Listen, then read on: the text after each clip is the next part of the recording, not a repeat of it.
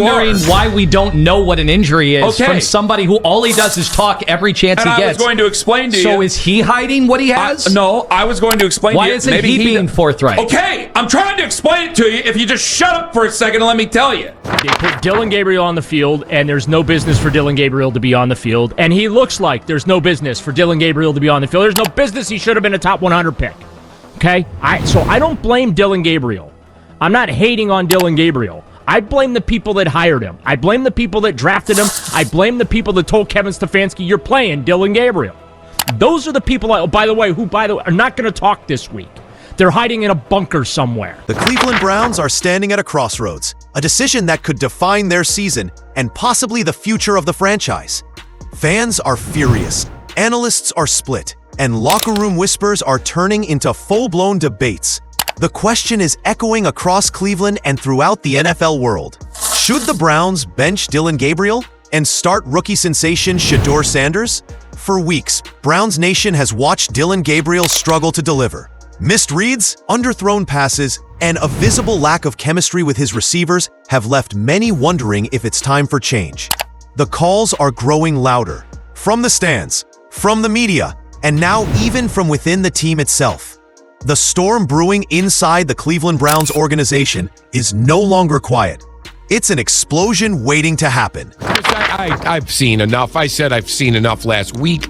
But if Shedeur can't stay healthy, you're going to get him on the field. Chris, did he work out on the field before the game? Yeah, tried to get loose and get ready. How do you get hurt? They won't even let the kid play. Phantom back injury, huh? You brought back Myles Garrett, Chris, for $100-some million guaranteed, and he's playing his ass off. And what's your record? Now is a perfect time to make the change. Does anybody really think running Dillon Gabriel out there he's going to get better? The answer is no. So why not make the change? You have 2 weeks to prepare Shedeur. They won't do it. Of course they won't, because nothing they have done starting since the end of the year last year at the quarterback position has made sense. There was once hesitation about making a switch this early in the season. After all, Gabriel is a rookie, and rookies need time. But patience is wearing thin. After just 3 games, the writing seems to be on the wall. Gabriel isn't the answer the Browns hoped for. His play has been erratic, lacking the decisiveness and spark needed to lead an NFL offense.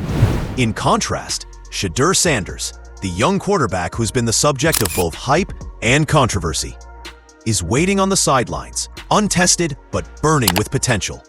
The feeling among many fans is simple. He can't be worse. The Browns' offense has looked stagnant, predictable, and lifeless. And while it's true that 3 games might not define a career, for a team with playoff ambitions, those games have shown enough to raise serious doubts. For many observers, it's no longer about giving Gabriel time. It's about saving the season. But the story doesn't stop with performance. There's another layer, one wrapped in mystery and speculation. For weeks, questions have swirled around Shedeur Sanders' reported back injury. Fans have been asking, if Sanders is hurt, why isn't there more transparency? Why has information about his condition been so tightly controlled when he's usually open and public about every part of his life? Some believe there's more to the story.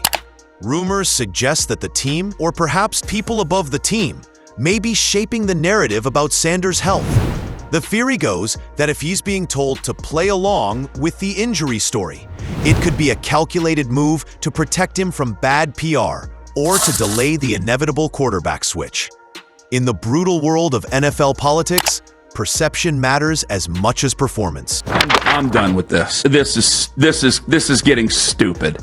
And he guys, this is what I don't need to hear any defenses of this anymore. I'm not going to try to be too mean to him. I know he's doing his best. His best is what a backup does. This is what backups do. They play sure about that. They play for a few games. It's foolish. It's a foolish enterprise. It's silly to go through this. I don't care. I'm done bickering about it. And here I am, and I'm trying not to scream for Shedeur, but I really want to scream for Shedeur. Because, guys, you can't tell me you're not curious. For Sanders, keeping quiet might be in his best interest, at least for now.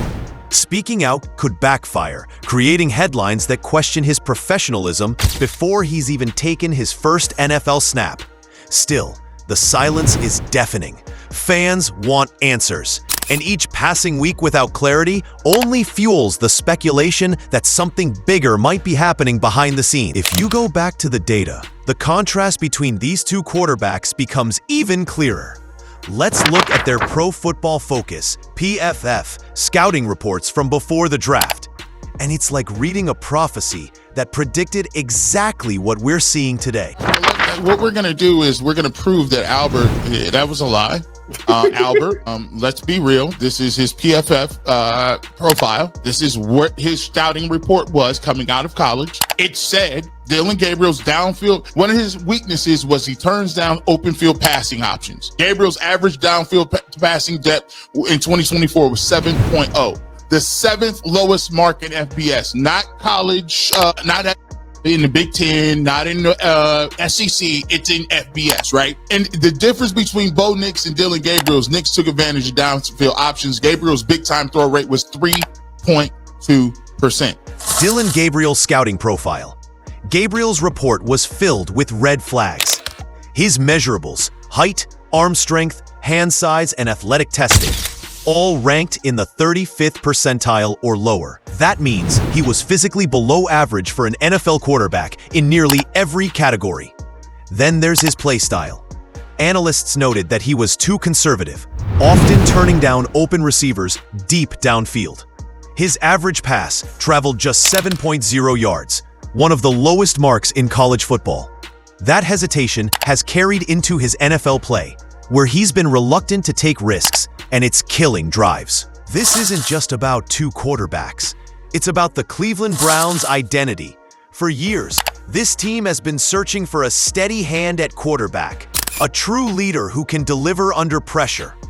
They've cycled through promising talents and short-term fixes, but the instability continues.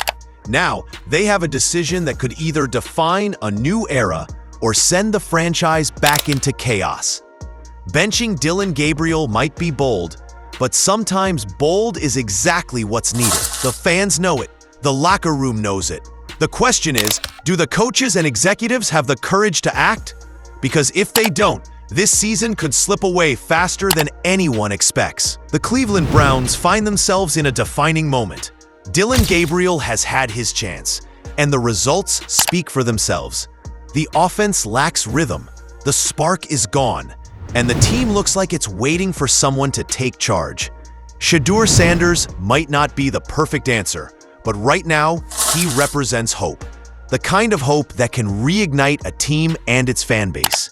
His talent, poise, and football IQ make him too valuable to keep on the bench any longer. Cleveland has to make a choice. Keep playing it safe with a struggling quarterback, or take the leap that could change everything.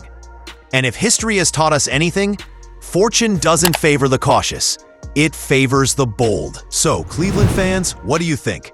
Is it time to bench Dillon Gabriel and let Shedeur Sanders take the field? Drop your thoughts in the comments below, because this debate is far from over. It's just getting started.